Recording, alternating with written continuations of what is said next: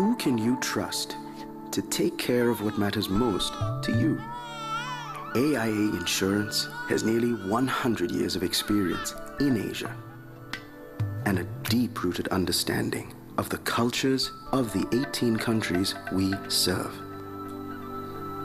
We carefully protect our family of customers, offering comprehensive health with life insurance and pension solutions designed to protect the futures of all Sri Lankans.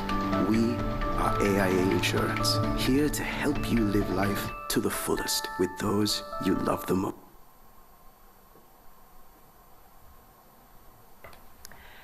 And now we have the presentation of awards, the most admired companies of Sri Lanka, the moment we've all been waiting for, ladies and gentlemen.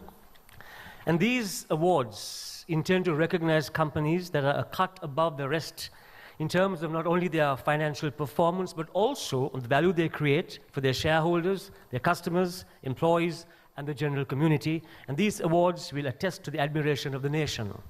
The set of ranking is for those who have established themselves for excellence in business performance and across a number of other discrete performance criteria.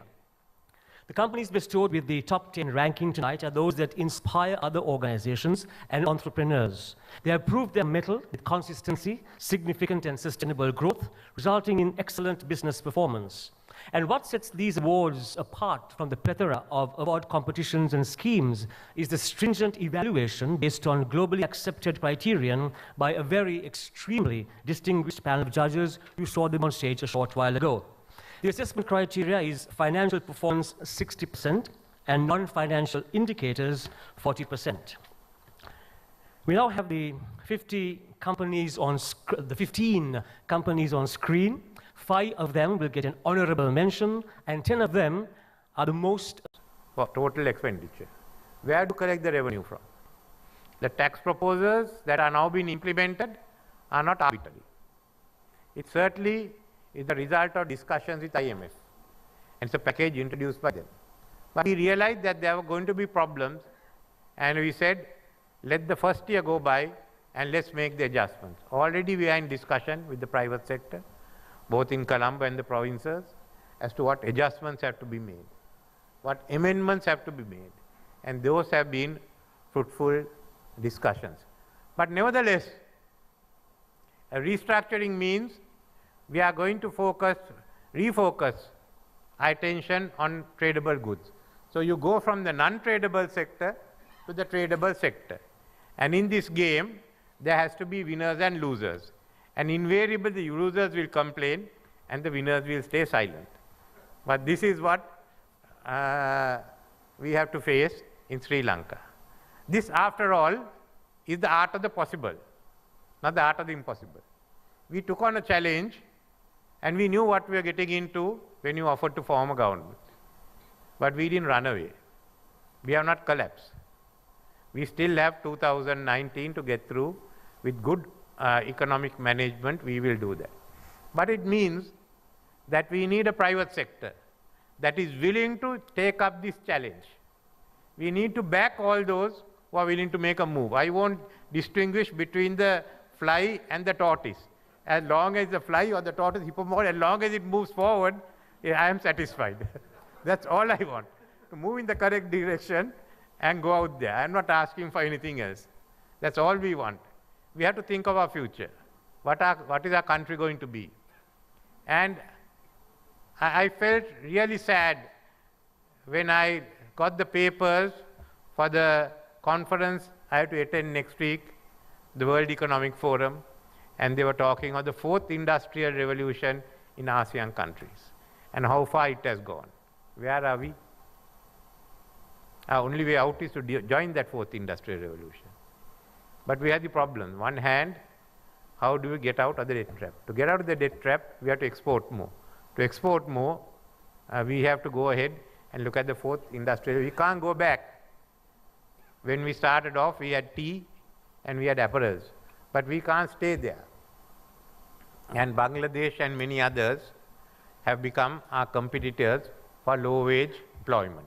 In fact, the private sector has the problem, attracting people and there are vacancies. Why is it?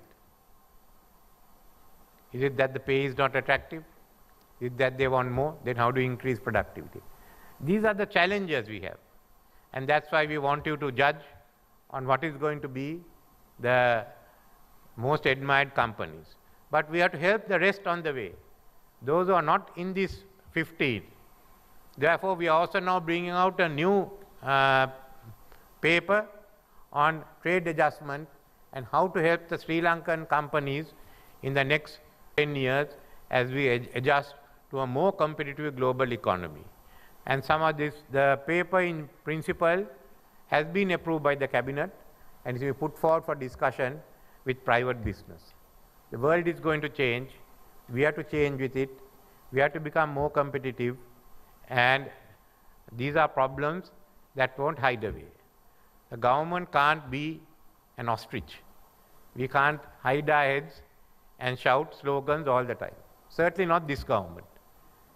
It's far better to realize the politics is the art of possible and go ahead and face your challenges.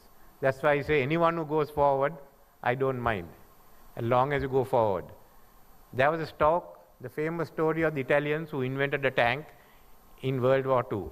It had 3 reverse gears and 1 forward gear in case they were attacked from the rear.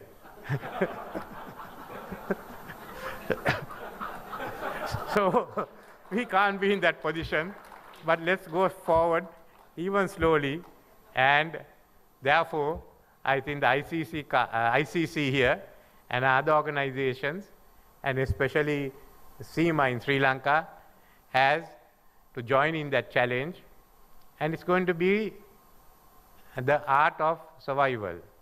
Who in the next 10 years among these admirable companies will be still there to take the challenge? That's the challenge for all of us. Thank you. Good night.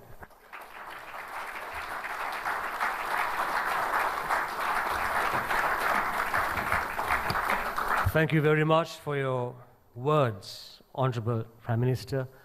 Thank you very much indeed. And that brings the first part of this evening to a close. The most admired companies.